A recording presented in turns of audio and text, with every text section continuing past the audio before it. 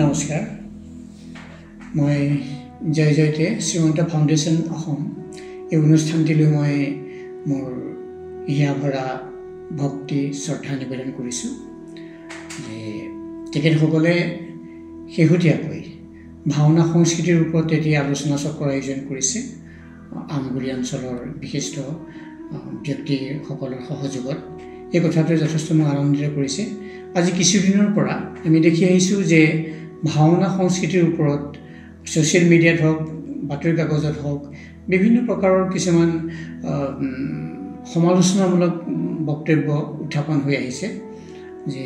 বহুতে ক'ব বিচাৰে যে ভাওনা সংস্কৃতি বিকৃত হৈছে, ভাওনা সংস্কৃতিয়ে তাৰ প্ৰাচীন পৰম্পৰাৰ পৰা আঁতৰি গৈছে,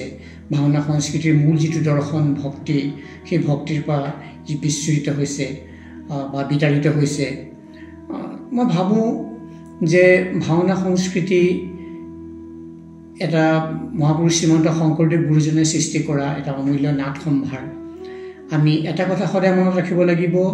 এই অংকীয়া নাটক মহাপুৰুষ দুজনে সৃষ্টি কৰা অংকীয়া নাটক, এই নাটক কিন্তু শাস্ত্ৰসন্মতভাৱে থলুৱা উপাদান সংমিশ্ৰণ কৰি লৈ পেলাই ইয়াক নিৰ্মাণ কৰা হৈছিল, ভেটিটো নিৰ্মাণ কৰা হৈছিল। যি শাস্ত্ৰীয় উপাদানেৰে নিৰ্মিত এই অংকীয়া নাটকৰ ভেটিতে সত্ৰীয়া নাচ জন্ম হৈছিল, যি সত্ৰীয়া নাচক আজি শাস্ত্ৰীয় ৰূপত জগত সভাত আজি দাঙি ধৰিবলৈ আমি এইবিলাক সক্ষম হৈছোঁ। গতিকে সত্ৰীয়া নাচৰ মাতৃ হিচাপে অংকীয়া নাটককো আমি তাৰ প্ৰাচীনত্ব, তাৰ মৌলিকত্ব, তাৰ ব্যাকৰণসন্মত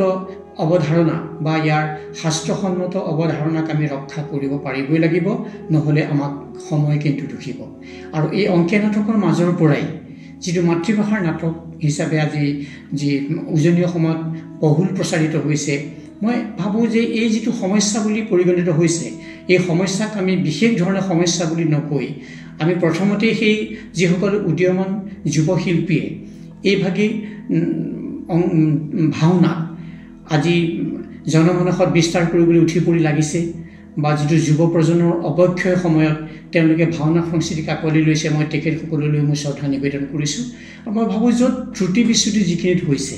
সেইখিনি আমি যদি এটা বিদ্যুৎ মহলে যদি তাক আলোচনা কৰি লৈ এটা নীতি নিৰ্ধাৰণ কৰি তেওঁলোকক যদি আমি অৱগত কৰোৱা যায় যে তোমালোকৰ এইখিনিতে তোমালোকৰ এইটো ত্ৰুটি হৈছে, এইখিনি তোমালোকৰ শুদ্ধ হৈছে, এনেধৰণে কৰা, এনেধৰণে নকৰিবা ইত্যাদি, এই গোটেই কথাখিনি যদি আমি তেওঁলোকক যদি ব্যাকৰণসন্মতভাৱে যদি নীতি নিৰ্ধাৰণ কৰি দিয়া যায়, মই ভাবোঁ তেওঁলোক উপকৃত হ'ব, তেওঁলোকে নিশ্চয় মানি ল'ব। ভাওনা সংস্কৃতি